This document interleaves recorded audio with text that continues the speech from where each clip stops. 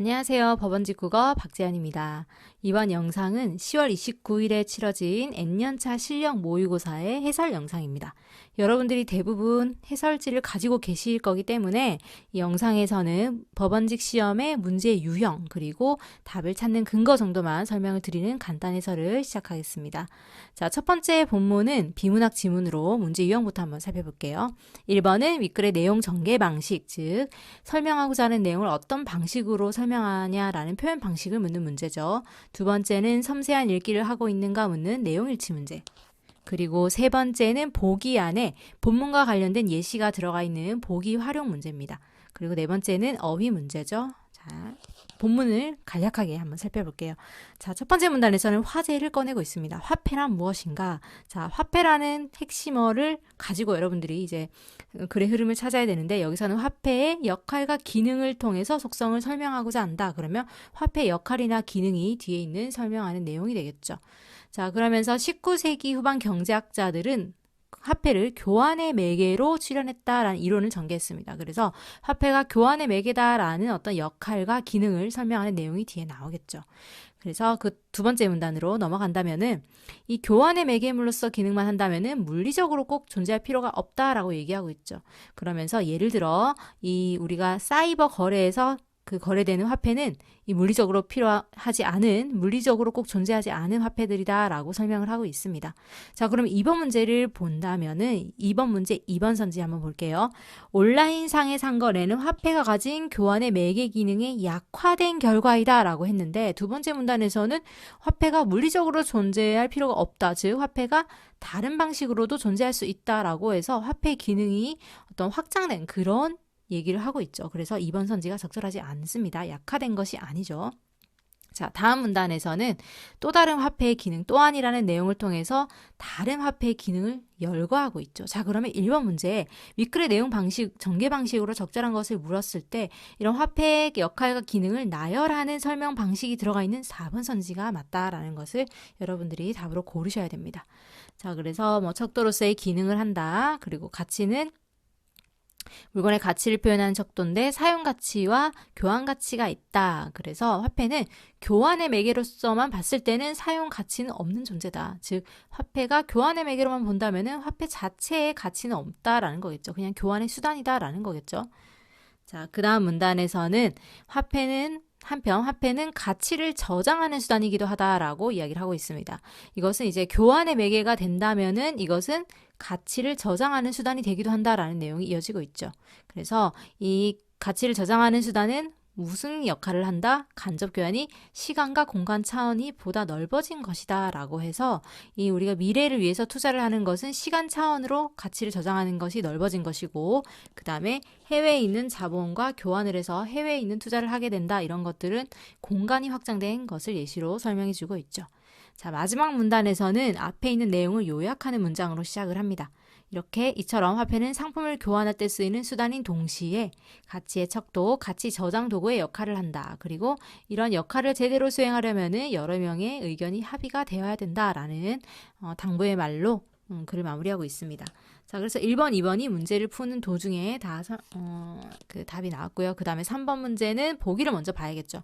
자, 보기 안의 내용은 어떤 화폐와 관련된 예시를 설명해주고 있는데 화폐 노합법이라는 어떤 것에 대해서 제도를 설명해주고 있어요. 그리고 이 제도는 갈수록 화폐의 가치를 떨어뜨려서 사람들이 돈을 빨리빨리 써버리게 만든다라고 이제 요약해서 여러분들이 빠르게 캐치를 하셔야 됩니다. 자, 그러면은 윗글과 참고해서 윗글의 어떤 화폐의 가치, 역할과 기능을 봤을 때 여기서의 화폐는 어떤 기능을 가지고 있냐라고 본다면 3번이 바로 답이겠죠. 화폐의 노합법은 화폐의 가치 저장 기능을 억제하고 즉 사람들이 자꾸 써버리게 만드니까 교환 기능을 활성화하기 위한 것이군 이라는 3번이 바로 적절합니다. 자, 4번은 여러분들이 스스로 풀이할 수 있기 때문에 넘어갈게요. 그 다음부터는 이제 문법 문제 보겠습니다. 자, 5번은 통사적 합성어와 비통사적 합성어를 구별하는 문제죠. 자, 합성어에서 중요한 출제 요소가 바로 통사적 결합이냐 비통사적 결합이냐라는 것을 묻는 문제인데 1번의 덮밥 같은 경우는 덮밥은 용언의 어간의 명사가 결합한 이라는 말을 한번 잘 보세요, 여러분.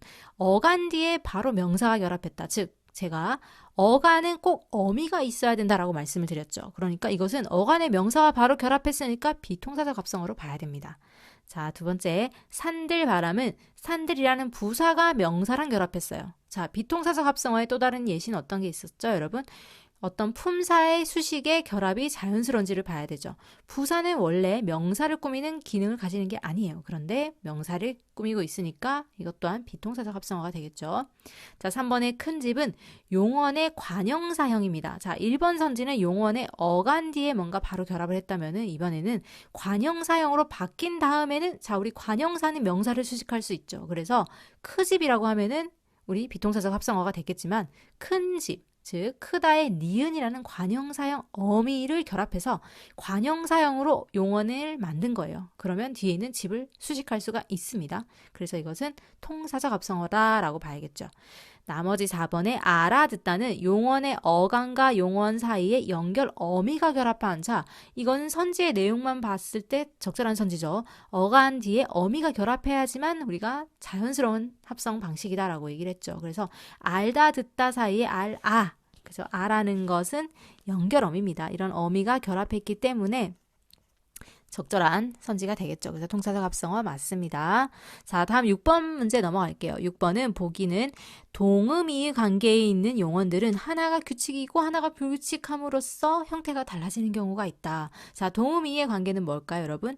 음은 같은데 발음은 같은데 뜻이 전혀 다른 우리말에 어떤 관계가 있습니다. 그게 바로 동음이어 관계입니다. 1번을 보면 병이 낫다와 인물이 낫다는 발음은 같죠. 그런데 뜻이 다르기 때문에 동음이의 관계는 맞습니다. 그런데 하나는 불규칙 활용을 해야 됩니다. 자, 불규칙 활용은 우리가 용언 파트에서 중요한 출제 요소라고 제가 정리를 해드렸죠. 자, 불규칙 활용은 어간 불규칙이 있고 어미 불규칙이 있고 어간 어미 불규칙이 있다. 이 세 가지 출제 요소 정리를 해 두셔야 됩니다. 제가 쉽게 외우는 방식도 수업 시간에 설명을 드렸죠. 자, 그러면 낫다 같은 경우에 자, 불규칙 활용을 하는지 아닌지를 우리가 검증을 해보려면은 용언으로 그 모음으로 시작하는 어미, 아나, 혹은 아서, 어서라는 어미를 결합했을 때 어간이나 어미의 변화가 일어나는 경우가 있었죠, 여러분. 자, 그럼 낫다 같은 경우에는 아서를 한번 결합해 볼게요. 병이 나아서 어때요? 시옷이 탈락했죠. 인물이 너보다 나아서 어때요? 탈락했죠. 그러니까 둘 다 어간이 탈락하는 시옷 불규칙 활용을 하는 예시가 되겠네요. 그래서 자, 그런데 여러분 어때요? 밑줄에 하나는 규칙이어야 되니까 이건 적절한 선지가 되지 않는 겁니다. 둘 다 불규칙한 예시였어요. 두 번째는 비가 새서 벽지가 운다랑 동생이 영화를 보면서 울고 있다. 자, 둘 다 울다라는 동사인데 선생님 울다에서 리을이 탈락하고 운다가 됐으니까 불규칙이죠? 라고 하면 안 됩니다. 우리 음운 변동을 배울 때 탈락이라는 음운 변동 유형에서 자음 탈락, 리을 탈락과 히읗 탈락이 있었죠. 리을은 원래 뒤에 있는 자음의 어떤 환경에 따라 쉽게 탈락하는 그런 성격을 가지고 있어요. 그래서 리을이 뒤에 있는 니은을 만나서 울른다가 되는 울니은다에서 리을이 탈락한 거예요. 자, 울어서 같은 경우에는 어때요? 우리가 불규칙 활용을 한다고 볼 수 없죠. 어쨌든 리을 탈락은 규칙 활용을 하는 예시입니다. 그래서 적절한 답이 아니겠죠. 3번은 소나무가 굽다. 어머니께서 빵을 굽다. 자, 둘 다 동음 이의관계 있는 단어는 맞습니다. 자, 굽다 같은 경우에는 어서를 한번 활용을 해볼게요. 소나무가 굽어서 어때요? 비읍이 탈락하지 않죠. 그러니까 얘는 규칙적인 활용을 하는 예시고, 근데 빵을 굽어서는 어때요? 굽어서라고 하지 않죠. 구워서라고 합니다. 자, 비읍의 형태가 변해서 워서가 뒤에 되는데, 자, 이거는 바로 뭐죠, 여러분? 불규칙한 활용을 하는 어간 불규칙 활용의 예시였죠. 우리 어간 불규칙은 제가 순두부를 푸다 이렇게 외우라고 말씀을 드렸죠. 그때 비읍 불규칙 활용입니다. 답이 바로 3번이 되겠죠. 자, 4번 보겠습니다. 친구에게 시간을 이르다, 말하다인 이르다랑 도착하다인 이르다는 동음이어 관계입니다. 그런데 둘 다 어떤 불규칙 활용을 하는지 본다면 어서라는 어미로 활용해 볼게요. 친구에게 약속 시간을 일러서가 되죠. 누구에게 말하다, 일러주다 할 때 그 일러서가 됩니다. 그 다음에 도착하다인 이르다는 어서라는 어미를 활용했을 때 이르라는 어간 뒤에 어서라는 어미가 오면은 어디에 이르러서가 됩니다. 자, 어때요, 여러분? 일러서는 어간이 리을 형태로 변하는 거 이거 수업 시간에 했었죠, 여러분. 어간 불규칙 활용. 그 다음에 이르까지 어간은 가만히 있는데 어서라는 어미가 러서가 된 것은 무엇이다? 어미 불규칙 활용. 그래서 둘 다 불규칙한 활용을 하는 용언이에요. 그래서 답이 되지 않습니다. 자, 다음은 7번 넘어갈게요. 7번은 음운변동 문제인데 음운변동 중에 자음끼리 서로 만나서 소리내는 방식이 닮아가는 자음동화. 어떤 게 있었죠, 여러분? 유음화랑 비음화가 있었습니다.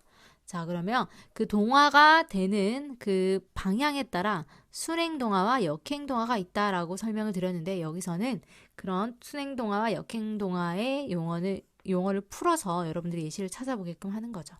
앞 자음의 특성에 뒤 자음이 담는 것, 그 다음에 뒤 자음의 특성에 앞 자음이 담는 것을 골라라. 자, 달림 같은 경우에는 리을과 니은이 만났는데 앞 자음 때문에 뒤에 니은이 리을로 바뀌었어요. 그죠? 그러면 기역 예시가 바로 됩니다.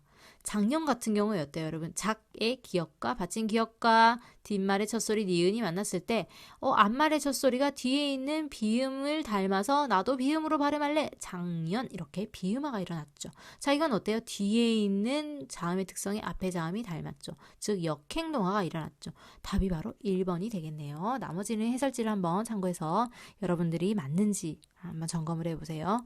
자, 8번을 보겠습니다. 자, 8번은 만큼이랑 대로라는 단어의 밑줄이 그어져 있는데 이 대로, 그 다음에 만큼, 뿐, 이 단어는 세트로 여러분들이 외워두셔야 됩니다. 의존 명사인 대로만큼 뿐이 있고 또 앞말에 체언 뒤에 붙였어야 되는 조사인 대로만큼 뿐이 있습니다. 자, 의존 명사인 경우에는 앞말이 체언이 아니라 어떤 수식을 할 수 있는 용언의 관형사형인 경우가 예시로 나오고 이 조사인 대로만큼 뿐은 앞말이 체언, 즉 명사, 대명사, 수사 같은 체언의 형태가 나왔을 때는 앞말과 붙였어야겠죠. 즉, 이 대로만큼 뿐을 앞말과 붙여야 되는지 띄워야 되는지는 무엇으로 본다? 앞말의 형태로 본다. 자, 그러면 기억을 바로 볼게요. 자, 좀 지우고. 자, 기억을 봤을 때 노력한 만큼의 만큼은 조사로서, 자, 조사면 앞말이 체언에 있어야 되는데 노력하는 체언이 아니죠, 여러분. 노력하다. 그러니까 노력한다가 되니까 동사입니다. 자, 그래서 조사가 아니더라. 그래서 앞말에 붙였어야 되는 게 아니라 여기선 잘 띄어쓰고 있죠. 의존 명사니까 앞말과 띄었어야 된다. 자, 기억의 만큼. 자, 그럼 니은의 만큼은 어때요? 부모님에게 만큼. 조사 뒤에 조사 올 수가 있습니다. 그래서 니은만 해당하는 선지가 되겠네요. 2번은 기억의 만큼은 체언 바로 뒤에부터 여기서 틀렸죠, 여러분. 앞말이 체언이 아닙니다. 그래서 앞말이 체언인지 아닌지를 아는가 묻는 문제였어요. 자, 3번에 니은의 만큼은 조사 바로 뒤에부터 뒤에 나오는 내용의 원인이 됨을 나타낸다. 자, 니은의 만큼은 맞아요, 여러분. 조사 바로 뒤에 붙어 있습니다. 조사는 조사끼리 여러 개 결합할 수 있어요. 너에게는, 너에게만은 이런 식으로 조사는 조사끼리 결합할 수 있습니다. 만큼은 조사 바로 뒤에 붙어서 이거는 맞죠. 나오는 내용의 원인. 만큼은 어느 정도를 나타내는 거지 원인은 아닙니다. 그래서 틀렸겠죠? 자, 디귿에 예상했던 대로는 다른 단어 뒤에 의존하여 의존 명사인지를 묻는 거네요. 명사적 기능을 담당하는 하나의 단어. 자, 의존 명사인지를 보라라는 건데 자, 앞말이 체언이 아니죠. 예상했던 대로. 여기서는 수식하는 그 형태를 가지고 있는 예상했던은 관형어가 됩니다. 그래서 4번이 바로 적절한 답이 되겠네요. 자, 다음 9번. 자, 난이도가 이번에 문법은 여러분들이 N년차 실력 점검을 하려는 어떤 그런 의도로 출제를 했기 때문에 여러분들이 평소에 좀 어려워하는 문법적 개념들을 한꺼번에 이렇게 내봤습니다. 자, 9번을 한번 볼게요. 그래서 이제 동행 7기 여러분들이 이 시험을 치르셨다면은 점수에 너무 연연하지 마시고 이런 게 바로 법원직 국어시험의 문제 유형이구나 정도의 어떤 그 마음가짐을 가지시고 틀린 문제를 한번 풀이해보는 그런 시간이 되셨으면 좋겠습니다. 자, 9번 문제는 또 법원직 시험에 출제가 되었던 음기. 자, 음기는 명사형 어미로 만들어주는 음기가 있고 아예 명사로 만들어주는 전미사 음기가 있어요. 자, 그래서 우리가 동사를 명사형으로 만든다라는 거는 아직 동사의 서술성이 있다라는 거죠. 그래서 명사형 어미 음기는 어간에 결합하여 명사와 같은 기능을 하게 하는 용언의 어미이다. 그래서 여기서 힌트는 뭐죠? 부사어의 수식을 받을 수 있다. 자, 우리가 밥을 먹음.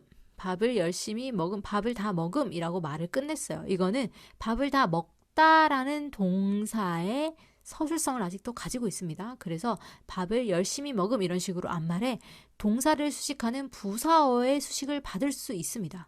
그런데 만약에 여기서 전미사인 음이나 기가 붙었어요. 그러면은 전미사든 접사는 새로운 단어를 만들어줍니다. 즉 어근의 품사를 바꾸어주는 전미사로 명사를 만듭니다. 자, 완전히 명사가 돼버렸기 때문에 앞말에는 어떤 수식을 받을 수 있다? 관형어의 수식을 받을 수 있다. 즉 명사만이 받을 수 있는 수식이 관형어의 수식이다라는 거예요. 자, 그러면 앞말의 수식을 가지고 봐도 여러분 문제가 풀린다고 제가 수업 시간에 말씀을 드렸죠.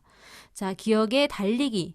자, 빨리라는 수식어는 뒤에 어떤 말들을 수식하죠? 여러분, 빨리 가다, 빨리 먹다, 빨리 보다 어때요? 동작성, 즉 서술성을 가지고 있는 용언의 수식을 하고 있는 단어입니다. 그럼 뒤에는 명사형 어미가 결합한 거죠. 자, 그래서 1번 선지는 어미 기가 결합한 것이다. 맞는 선지가 되겠죠. 그 다음에 샤프심의 뒤에는 어때요? 여러분, 의는 관형격 조사죠. 즉 뒤에 있는 명사를 수식할 수 있는 하게 만들어주는 조사입니다. 샤프심의 굵기, 샤프심의 색깔 어때요? 뒤에 말이 명사가 완전히 돼버려야겠죠. 니은의 굵기는 전미사 기가 결합한 것이다. 맞습니다.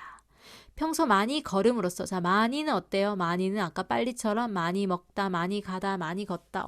뒤에 동사가 와야겠죠. 그러니까 어미, 음이 결합한 것이다. 맞습니다. 자, 리을의 행복한 삶, 뭐뭐한, 행복한 인생, 행복한 사람, 행복한 여자 어때요? 자, 행복한이라는 말은 관형어기 때문에 뒤에 명사가 와야 되겠죠. 그런데 삶은 동사의 어간이 온다라고 했으니까 4번이 틀린 선지입니다. 여기서 삶은 명사 파생 전미사 미음이 결합한 예시다 라고 봐야겠죠. 자, 다음은 문법 이어서 10번 문제입니다. A의 예로 적절하지 않은 것은 A는 동일한 동사의 어근에 사동 접사나 피동 접사를 덧붙여서 각각 사동사, 피동사를 만드는 경우를 찾는데 적절하지 않은 걸 묻는 문제였죠. 자, 그럼 일단 동일한 동사인지를 봐야 되겠고 그 다음에 하나는 피동사, 하나는 사동사 각각 다른 종류의 동사인지를 봐야겠죠. 1번에 자, 피사동 전미사는 우리가 NC생 이상이신 분들은 작년부터 작년에 수업을 들으셨던 분까지는 우리가 구별하는 연습을 많이 했죠. 그죠? 그녀는 보여주다. 하늘이 보인다. 얘가 피동사인지 사동사인지 보려면은 주어와 동사의 관계를 보라 라고 말씀드렸습니다. 자, 주어가 동작을 뭔가 변하게 하는 동작성이 있으면은 사동사. 주어가 동작성이 완전히 사라지고 어떤 행위를 당하는 하게 되는 그런 상황이면 피동사라고 했죠. 자, 보다라는 동사, 지금 둘 다 의미가 뭔가 보다라는 의미 단어에서 파생된 단어의 의미는 같습니다. 나에게 보여주는 것과 하늘이 보이는 것 어때요? 그녀가 보여주는 건 그녀가 나에게 보게끔 어떤 동작을 시키는 대상이니까 사동사가 되겠고, 하늘은 동작을 직접 하는 게 아니라 하늘이 나에 의해, 하늘은 자기가 보는 게 아니라 보여지는 거죠. 그래서 피동사가 되는 거예요. 자, 이거는 적절한 예시가 맞겠네요. 이번에 왕은 제 배만 불리는 관리들을 색출하여 귀양을 보냈다. 자, 불리는 이라는 서술어는 주어가 누굴까요? 관리들이 배를 불리는 거겠죠. 여기서 지금 주어가 생략이 돼버렸죠. 이렇게 암기 문장이 되면서. 자, 관리들이 배를 불리다라는 거는 배가 부르다라는 단어에서 파생된 단어입니다. 그리고 두 번째 예시를 보세요. 나는 내 이름이 불렸을 때 기분이 너무 좋았다. 자, 이때 불리다는 이 파생된 형태는 같지만 원래 그 단어인 불리다는 어때요? 부르다는 건 이름을 부르다, 어떤 호명하다의 의미에서 왔습니다. 위에 있는 단어는 배가 부르다라는 단어의 부르다예요. 그러면 여러분 A에서 동일한 동사의 어근에 붙은 결합이 아닙니다. 그래서 바로 2번이 답이었어요. 자, 관리들의 배를 불리다. 관리들이 배를 불리다. 자, 그래서 관리들이 배를 불리는 것은 어때요, 여러분? 사동적인 의미가 있죠. 관리들이 자신의 배를 어떻게 불리다. 그 다음에 두 번째는 어때요? 이름이 불리는 건 이름 자체의 주어는 동작을 당하는, 부르는 동작을 당하는 대상이죠. 그래서 피동사가 맞습니다. 자, 3번은 자동차들이 논길에서 흙먼지를 날리며, 자, 자동차들은 먼지를 막 날리면서 지나갔다. 한 건 어때요, 여러분? 자동차가 동작을 당하는 게 아니라 먼지를 날게 하는 그런 대상이니까 사동사가 되겠죠. 자, 미세먼지가 날리다라는 건 미세먼지는 스스로 나는 게 아니라 날리는 거, 동작을 당하는 대상이니까 비동사 맞습니다. 4번에 자영업자들이 은행의 토지를 담보로 잡히다. 자, 자영업자들이 어떤 것을 자기들이 잡히는 동작을 당하는 게 아니라 어떤 토지를 잡게 뭔가 동작을 변하게 만드는 대상입니다. 이 주어는 동작을 당하는 게 아니에요. 그래서 사동사. 그 다음에 집은 담보로 잡혀 있다. 집이라는 것은 어떤 잡다른 행위를 당하는 거니까 피동사. 그래서 이것도 적절한 예시가 되겠네요. 그래서 답은 바로 2번이 답이 됩니다. 자, 다음은 이제 현대시 문학 문제로 갈게요. 11번은 작품의 공통점 문제, 그 다음에 12번은 어떤 구역의 시어의 의미를 묻는 문제, 13번은 보기를 참고하여 작품을 감상하는 문제가 나왔습니다. 자, 11번에 보면 가나의 공통점으로 적절한 것은, 자, 가시는 여러분, 낯설 순 있지만 어려운 시는 아니었습니다. 이런 공무원 시험에서 낯선 시가 등장한다면 어떤 시어가 함축적이고 막 비유가 가득 들어가 있는 시기보다는 상황이 되게 구체적으로 설명이 되어 있어서 시의 상황이나 화자의 정서 태도를 좀 잘 파악할 수 있는, 잘 읽히는 그런 작품들이 나오는 경우가 많아요. 이번 기출도 마찬가지죠. 자, 이 시는 여러분들이 읽는데 전혀 어려움이 없었을 것입니다. 화자가 어떤 산에 올라가서 산들을 보고 뭐 어떤 마을을 보고 바다를 보고 하니까 뭔가 다 보이는 것 같고 다 알 것 같다라는 어떤 세상에 대해서 확신을 가지고 있는 태도였습니다. 그런데 B에서 보니까 그러다 속초에 내려 하룻밤을 묵으며, 자, 화자가 공간을 이동했죠. 어떤 사람들의 평범하게 살아가는 서민들의 모습을 보다 보니까 내가 산 위에서 보는 것만 같지 않다. 속속들이 들여다보니까 혹시나 내가 세상을 너무 멀리 보고 있는 것은 아닐까, 아니면은 가까이서만 보고 있는 것은 아닐까라고 해서 어떤 인식의 변화, 그죠? 깨달음이 왔다라는 거죠. 자, 그러면 가나의 공통점. 자, 공통점 이렇게 묻는 문제는 여러분, 작품 하나를 읽고 난 다음에 선지를 걸러낼 수도 있어야 된다라고 말씀을 드렸죠. 1번은 공간의 이동 맞습니다. 19를 반복하여 시적 의미를 강조하고 있다. 자, 여기서 보니까 19는 뭐뭐 있는 것은 아닐까, 보고 있는 것은 아닐까, 반복되는 구절들이 있습니다. 그래서 맞는 선지가 되겠죠. 이미지의 전이. 자, 이미지의 전이는 공간각적 심상이 있는지를 봐야 되는데 가시에서 없었습니다. 자, 그래서 3번 답이 안 되겠죠. 명령형 어조를 통해 화자의 강인한 의지, 뭐뭐 해라 라는 거 명령형이 없었습니다. 그래서 답이 1번 아니면 2번이에요. 그런데 2번 선지가 19를 반복한다라는 건 우리가 표현상 특징 중에 가장 빠르게 찾을 수 있는 표현상 특징입니다. 어떤 구절이 반복되는지를 본다면은 여기서 나시에서 바로 있었습니다. 퍼간다고 말을 강물이더냐, 퍼간다고 말을 강물이더냐, 이렇게 눈으로 바로 확인해서 여러분 답이 나올 때도 있어요. 19를 반복하여 시적 의미를 강조하고 있다라는 거죠. 자, 그러면 여러분들이 나 작품을 읽기 전에는 물론 무조건 보기에 어떤 작품 해석에 근거가 있는 내용이 있다면 먼저 봐야겠죠. 자, 보기를 보니까 시는 섬진강이라는 시적 소재를 통해서 공동체적 삶을 살아가는 절박한 남도 사람들의 응어리진 한과 서름, 그리고 이를 끊어안아주는 포용력을 제시하고 있다. 섬진강이라는 자연의 묘사에서 민중들의 소박한 공동체적 삶의 세계로까지 심화 확대해 나가고 있다. 시인은 부정적 현실 속에서 소외되어 있지만 민중의 건강한 생명력을 보여주면서 폭넓은 민중성을 획득하고 있다. 자, 이게 바로 시에서 드러나는 시적 상황이다라는 거예요. 상황이면서 주제가 되겠죠. 그러면 이러한 상황을 시어를 통해서 우리가 역으로 찾아보는 겁니다. 자, 1번에 퍼가도 마르지 않은 섬진강의 모습을 통해 민중들의 끈질기고 건강한 생명력을 보여주겠군. 감은 섬진강을 따라가며 보라. 퍼가도 전라도 시피쭉 같은 개울물들이 끊이지 않고 모여 흐르며 해 저물면 저무는 강변에 쌀밥 같은 토끼풀꽃, 그 다음에 숯불 같은 자운형 꽃 머리에 이어주며 지도에도 없는 동네 강변, 식물도감에도 없는 풀에 어둠을 끌어다 죽이며 그을린 이마 환하게 꽃등도 달아준다. 자, 섬진강을 의의나 인격을 부여해서 지금 섬진강의 생명력을 드러내고 그 다음에 소외된 어떤 대상들에게 위로를 주는 그런 생명력을 전해주는 그런 지금 의의나를 보여주고 있죠. 이 섬진강의 생명력, 그 다음 포용력을 보여주고 있는 구절이었습니다. 자, 1번에 그러면 이러한 구절, 퍼가도 마르지 않는 섬진강의 모습을 통해 생명력을 보는 건 아주 자연스러운 해석이죠. 자, 이번에 전라도 시핏줄 같은 해 저물면 저무는 강변을 통해 당시 부정적 현실 속에서 소외되어 있는 남도의 응어리진 한을 나타낸다라고 했는데 이 퍼가도 전라도 시핏줄 같은 개울물들이 끊이지 않고 모여 흐른다라고 했어요. 그럼 이 시핏줄 같은 이 섬진강의 모습을 통해 무엇을 나타낸다? 뭔가 생명력을 드러내고 있다 보는 게 훨씬 더 자연스럽죠, 여러분. 이것이 여기 선지에서는 한을 드러낸다라고 했는데 이거는 적절하지 않습니다. 왜냐하면 시어의 의미는 그 시어의 앞뒤의 맥락에서 가져오는 의미를 봐야 된다라고 했습니다. 그래서 2번이 바로 적절하지 않은 거예요. 해 저무는 강변에 쌀밥 같은 토끼 풀고. 자, 이 해 저무는 강변이라는 것은 좀 어두운 상황을 나타낼 수도 있지만 여기서는 딱히 그렇게 볼 수 있는 근거가 약하기 때문에 그냥 시간적 배경으로 보는 게 훨씬 더 자연스럽습니다. 자, 그 다음에 식물도감에도 없는 풀 같은 소박한 민중들의 깊은 하늘, 꽃등을 달아주는 섬진강의 모습을 통해 포용력. 그렇죠, 여러분. 식물도감에도 없다라는 건 뭔가 소외되었다라는 것을 보는 자연스러운 해석이겠고, 꽃등은 뭔가 등을 환하게 해주는 거니까 위로 혹은 위안, 포용력이라고 볼 수 있겠죠.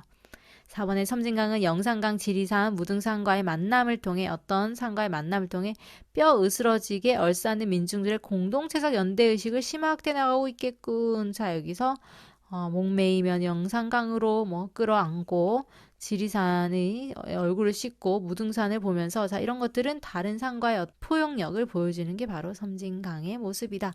적절한 선지가 되겠죠. 자, 다음은 현대소설 문제입니다. 14번은 윗글에 대한 설명으로 적절한 것은 선지를 보면 소설을 설명하는 어떤 전개, 표현 방식을 묻는 문제였고 15번은 섬세한 읽기죠. 16번은 보기를 활용하여 작품을 감상하는 문제, 17번은 특정 행위를 파악하는 문제인데 그런 밑줄 친 부분을 추론하는 문제라고 보시면 됩니다. 자, 14번은 여러분들이 앞부분 줄거리랑 그리고 소설의 첫 번째, 두 번째 장면 정도로 넘어가다 보면은 답이 4번이라는 게 빨리 나오는 문제였어요. 앞부분 줄거리를 보면 다리를 다친 어머니가 수술을 마친 후 오빠의 죽음과 관련된 환영을 보고 난동을 피운다. 그리고 그 당시에 6.25 당시에 그 인민군이 찾아와서 오빠가 위협을 받는 그런 장면이 나올 것이다 라고 해서 뒤에 바로 그런 장면이 나옵니다. 그러고 나서 현재 어머니의 모습이 나오죠. 자, 그래서 4번이 바로 적절한 답입니다. 과거의 사건과 현재 사건을 번갈아 제시하여 인물이 겪는 고통의 원인을 밝히는 게 소설의 앞부분 장면이었죠.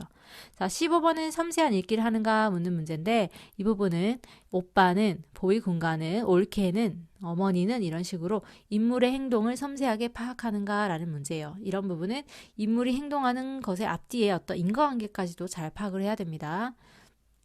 자, 아들을 화장한다라고 했을 때 그 며느리인 올케는 처음에는 반대를 하죠. 그런데 어머니는 양보할 기세가 아니었다. 그래서 종당인 올케도 순종을 하고 말았다라고 해서 행위의 어떤 인과관계를 파악해 보면은 4번의 올케는 끝까지 거부했다라는 게 적절하지 않다라는 걸 알 수 있죠. 자, 16번은 보기 안에서 이 엄마의 말뚝 두 번째 작품은 투라는 작품은 이러이러한 내용을 가지고 이제 만들어진 작품이다라는 시대적 배경 그리고 작품의 창작 의도 같은 것을 설명해주고 있습니다. 자, 답이 4번인데 나를 끌고 농바위 고개를 넘어 오빠의 시신을 행여 병자 취급하듯이 형식과 절차 없이 무학재 고개 넘어 벌판의 밤벌이에 감회장했던 이 사건은 우리 모녀가 겪었던 고통과 한을 떠올리는 계기. 자, 보기에서 고통과 한을 떠올리는 특정한 사건이 있다라고 했는데 그 사건은 우리가 앞부분 어머니가 오빠의 죽음, 그죠? 오빠의 죽음을 계기로 이제 환영을 보고 어떤 정신 이상 증세를 보이는 것이기 때문에 적절하지 않은 선지가 4번이겠죠. 자, 17번의 기억에 대한 이해로 적절한 것은 어머니는 나더러 그때 그 자리에서 또 그 짓을 하란다. 자, 그 짓이라는 건 어떤 걸까요? 앞에 나오는 어떤 내용을 가지고 추론을 해야 됩니다. 국어에서 밑줄 파악 문제는 그 밑줄만 가지고는 절대 알 수 없어요. 그 밑줄을 지칭한 어떤 앞뒤의 어떤 답의 근거를 꼭 봐야 됩니다. 자, 그 짓은 어떤 행동이었죠? 앞에 나옵니다, 여러분. 어머니는 한 줌의 먼지와 바람으로서 너무나 엄청난 것과의 싸움을 시도하고 있었다. 어머니의 그 한 줌 먼지와 바람은 결코 미약한 게 아니었다. 그거야말로 어머니를 짓밟고 모든 것을 빼앗아간 어머니가 도저히 이해할 수 없는 분단이란 괴물을 홀로 거역할 수 있는 유일한 수단이었다. 자, 어머니가 자신을 화장해달라고 하는 것은 뭔가에 대한 거역, 분단에 대한 거역을 하는 어떤 행위였다. 근데 그 짓을 하란다라고 했으니까 어머니가 자신이 겪은 비참한 상황에 대항하기 위한 선택한 방법이다라는 것을 앞부분의 진술을 통해서 파악할 수 있었죠. 자, 다음은 수필이라는 글의 갈래가 나옵니다. 수필은 문학의 한 종류이긴 하지만 비문학을 읽듯이 여러분들이 어떤 내용을 잘 파악해가면서 읽어야 되는 게 바로 수필이라는 글인데 이 비문학보다는 글의 정보량이 좀 적기 때문에 여러분들이 단숨에 읽어낼 수 있는 글이 바로 수필입니다. 자, 글쓴이의 주장이 어떤 건지 혹은 글쓴이의 경험 혹은 깨달음이 어떤 건지를 파악하면서 읽는 건데 한번 빠르게 훑어볼게요. 자, 첫 번째 문단에서 살아간다고 하는 것은 별게 아니었다. 단념해 가는 것 그것뿐인 것 같다. 자, 글쓴이는 사는 것은 단념이다 라고 이야기를 하고 있네요. 산 넘어 행복이 있다. 그러나 산 넘어 생각도 잊어버리고 아르네, 즉 어떤 먼 곳을 동경하는 젊은이들은 결혼을 한다라고 해서 어떤 것을 동경하다가 결혼을 해버리는, 즉 현실의 어떤 단념이라는 것을 보여주고 있는 문단이었죠. 이렇게 수많은 아르네들은 단념을 하게 된다. 자, 앞에 있는 문단의 어떤 부연 설명을 해주는 문단이었습니다. 그러나 단념해버리는 것은 용기를 요하는 것이다. 자, 단념은 용기를 요하는 것이고 그것은 무에 접하는 것이다 라고 내용이 이어지고 있죠. 그런데 또 화제를 전환하고 있죠. 아주 반대로 끝없이 새로운 것을 욕망하고 추구하고 돌진하고 대립하고 깨뜨리고 이런 것들은 이런 생활 태도도 있다라고 얘기를 하고 있죠. 자, 그래서 이 단념하는 삶과 그 다음에 끝없이 뭔가를 갈망하는 삶에 대한 어떤 대비가 이루어지고 있는 설명 방식을 쓰고 있습니다. 자, 그래서 답이 바로 1번이에요. 이 대비는 뒤에서도 계속 이어집니다. 이 두 길은 한 가지로 영웅의 길이다. 둘 다 영웅의 길이다 라는 공통점을 가지고 있네요.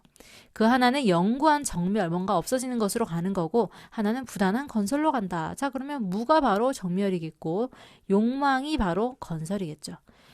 이러한 두 가지 극단 사이에 있는 가장 참한 조행갑에 속하는 태도가 있다. 자, 이 극단 사이에 있는 어떤 삶의 태도도 있다라는 거죠. 말하면은 속인 처세의 극치다. 자, 그래서 대부분의 속된 사람들의 처세는 그렇다라는 거죠. 20대에는 욕망하고 30대만 잡아서면 사람들은 단념한다. 그래서 나이대별로 어떤 삶의 태도가 변한다라는 걸 얘기하고 있죠. 약간은 단념하고 약간은 욕망하고 하는 것이 제일 안전한 일일지도 모른다. 자, 그리고 마지막에서 일체냐, 그렇지 않으면 무냐. 예술도 학문도 늘 이 두 단해에 절정을 가는 것 같다. 평온을 바라는 시민은 마땅히 기어 내려가서 저 골짜기 밑바닥에 탄탄대로를 감이 좋을 것이다. 라고 해서 이 두 가지 삶과 그 다음에 이 평범한 속인들의 삶에 대해서 또 설명을 해주고 있네요. 자, 19번에 윗글을 감상한 내용으로 적절하지 않은 것은, 자, 수많은 아르네는 욕망하다 단념해버리는 속인들의 삶의 모습. 자, 대부분은 이렇게 산다라고 얘기를 했습니다. 그래서 아르네들은 단념한다. 이게 뭐 보통 사람들의 일이다라고 얘기하는 것과 이어지는 내용이겠네요. 무에 접하는 것은 용기가 필요하다는 점에서 영웅의 길로 볼 수 있겠고, 자, 그죠 여러분?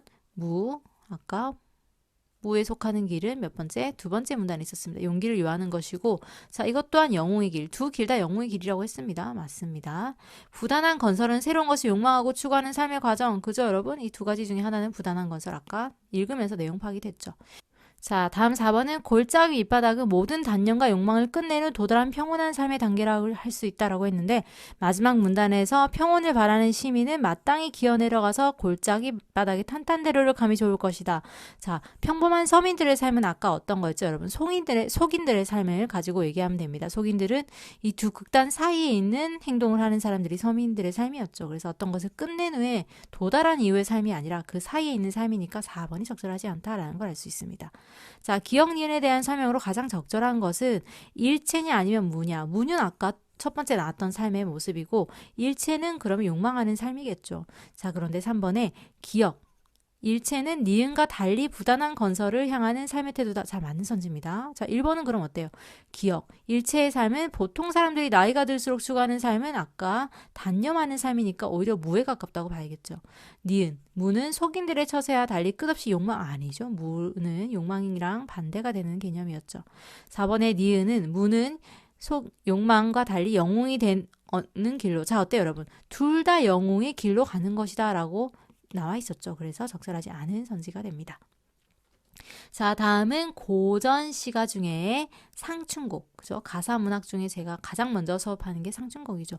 위 작품에 대한 설명으로 적절하지 않은 것을 봤을 때 유사한 문장 구조의 반복을 통해 화자의 정서를 강조하고 있다. 자, 이런 문장 구조의 반복, 대꾸법은 이렇게 긴 가사 문학에서는 제가 웬만하면 있을 것이다 라고 설명을 드리죠. 자, 화자의 정서는 여기선 지금 상춘곡은 어때요? 자연의 아름다운 모습을 예찬하는 그런 화자의 정서가 드러나 있는데, 그런 정서가 유사한 구절의 문장 구조의 반복으로 나타나는지를 보면 되겠죠. 칼로 말아낸 것인가 붓으로 그려낸 것인가 라고 해서 아름다움을 예찬하는 태도가 이렇게 유사한 구절로 반복되어 있습니다. 이번에 묻고 답하는 방식. 자, 여기서 묻고 답하는 방식은 없어요. 이봐 이웃들아 산수 구경 가자스라 라고 해서 누군가에게 말을 건네는 방식은 있지만 묻고 답하는 방식은 없습니다. 즉 가사의 독백으로 이루어져 있기 때문에 2번이 적절하지 않죠.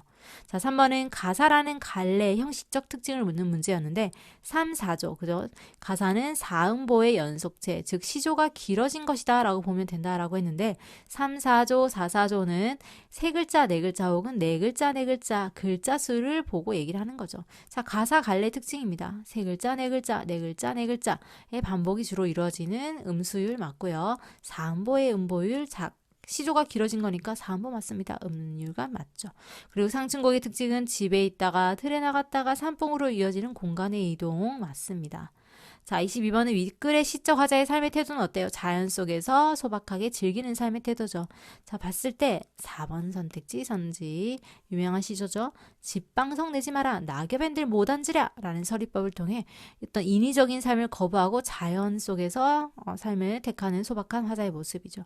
불도 켜지 마라 진달이 돌아온다. 그래서 자연에 귀하려는 삶의 태도죠. 아이야 박주 산채일망정 없다 말고 내어라 라고 해서 어떤 싼 술, 싼 안주, 가벼운 안주도 없다 말고 내어라 라고 해서 자연 속에 소박하게 살고자 하는 화자의 태도인 4번이 적절합니다. 자, 나머지는 해설지를 참고해 주세요. 자, 23번의 기역 리을에 대한 이해를 적절하지 않은 것은 자, 이런 대표 작품들은 아주 화자의 정서나 혹은 시적 상황을 드러내는 구절 같은 경우에 특히 화자의 정서를 드러내는 구절 같은 경우에는 자연스러운 해석을 물을 때도 있습니다. 옛사람 풍류를 미칠까 못 미칠까 라는 건 뭐뭐 할까 라는 건 서리적 표현을 통해 옛날 사람들의 풍류를 나도 그 정도로 따라갈 수 있다 미칠 수 있다라는 화자의 자부심 맞습니다. 도화행하는 석양잎이 피어있고 녹양방초는 새우 중에 푸르르다. 뭐뭐는 뭐뭐하고 뭐뭐는 뭐뭐하다. 대꾸법 맞죠 여러분? 여기서 풍경을 묘사하는 거 맞습니다. 3번에 수풀에 우는 새는 충기를 못 내겨 소리마다 교태로다. 자, 새들이 우는 것을 보고 소리마다 교태를 부리네. 무라일체연이 흥이냐 다를소라. 자, 너희가 그 화자와 새가 무라일체다라는 거는 나도 그렇다. 흥이냐 다를소냐 다르지 않다라는 거예요. 즉 여기서 우는 새는 지금 슬퍼서 우는 것이 아니라 충기, 봄의 기운을 못 내겨 교태를 부린다. 즉 흥겨운 봄을 느끼는 그런 소리를 보고 우는 새라라고 얘기를 하는 겁니다. 슬퍼서 우는 게 아니죠. 새의 감정을 이입하여 맞습니다. 새 봄을 맞은 애상감은 슬픈 느낌이죠. 아닙니다. 그래서 3번이 적절하지 않은 거죠. 봉두에 급히 올라 구름 속에 앉아보니 자 구름 속에 이제 그 정도로 높은 산봉우리에 올라가 보니 천촌만락이 아주 많은 동네가 곳곳에 펼쳐져 있으니 연하일리는 금수를 재펴는 듯 자 안개와 노을은 마치 비단을 펴놓은 듯 아름답다라고 해서 봉두에 올라 구름 속에 앉아서 천촌만락을 자연경치로 감상한 구절로 아름다운 자연경치를 비유적으로 뭐뭐인 듯 지규법이죠. 금수는 제가 수업 시간에 설명을 드리죠. 수놓은 비단 옛날에는 아름다운 것을 보고 수놓은 비단 같다. 정말 아름답다라고 얘기를 많이 했습니다. 그래서 비유한 구절도 맞습니다. 자, 다음 24번은 뭐죠 여러분? 표준 발음법에 관한 문제입니다. 자, 법원직 시험에서는 보기를 꼭 제시해 주기 때문에 보기와 표준 발음법의 예시들이 적용이 잘 됐는지를 묻는 이런 문제가 나올 수도 있겠죠. 자, 리을 기역, 겹받침 리을 기역 자주 나오는 겹받침이죠. 어말 또는 자음 앞에서 기역으로 발음한다. 박다. 그죠? 리을 기역은 여러분 대표 발음이 기역입니다. 그래서 책을 읽다예요.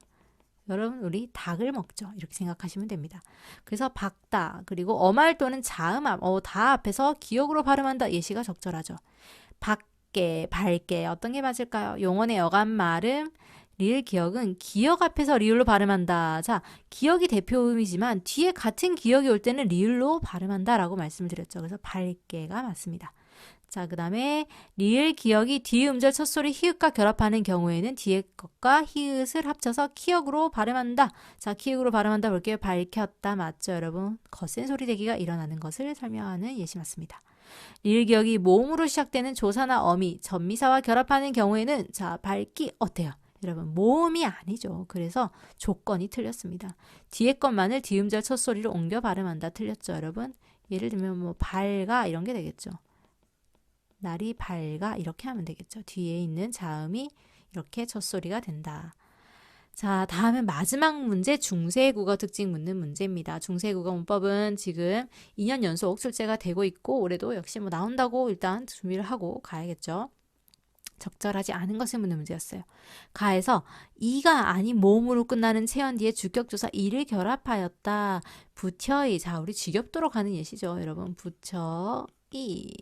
자, 현대에는 없는 주격조사 이가 있었다라는 건데, 우리가 모음으로 끝나는 말 뒤에 우리는 부처, 가, 현대는 가라고 하지만 중세는 가가 없었어요. 그래서 이라는 모음을 쓰지 않고 짝대기 이만을 그 앞에 있는 모음 뒤에 붙여서 부처이 라고 했고, 현대는 가라고 한다거나 여기서는 지금 암말 체언이 높임의 대상이기 때문에 깨서로 쓰이는 게 바로 현대 문법이겠죠.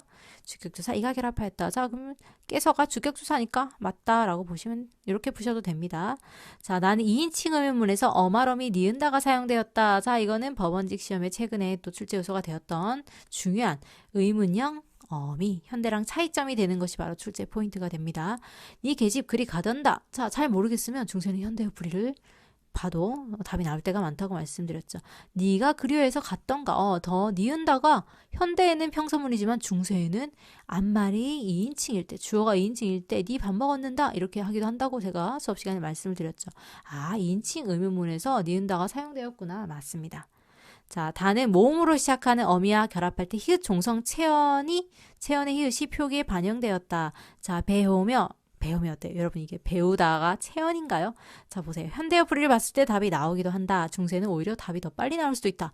자, 그런 경우가 법원직 시험에서도 종종 출제가 됐습니다. 그래서 히읗 종성 체언이 아니기 때문에 틀린 선지예요. 자, 라는 볼게요, 여러분. 나열과 접속의 의미를 지닌 조사 와가 마지막 단어 뒤에도 결합하였다. 3세는 과거와 미래와 현재 와이니 구조. 현대는 어때요? 현대 문법에서는 마지막 결합하는 체언 뒤에는 와라는 접속 조사를 쓰지 않습니다. 와. 근데 중세는 썼다라는 것도 현대와 차이점입니다. 자, 이렇게 25문제의 간단 해설이 끝이 났습니다. 제가 늘 강조하듯이 어떤 점수라는 숫자에 연연하기보다는 문제의 유형에 맞게끔 문제에 접근하는 훈련을 한 번 더 해봤다라는 것과 그 다음에 틀린 문제들을 한 번 더 복습 점검하는 그런 시간이 되기를 바라겠습니다. 자, 들어주셔서 감사합니다.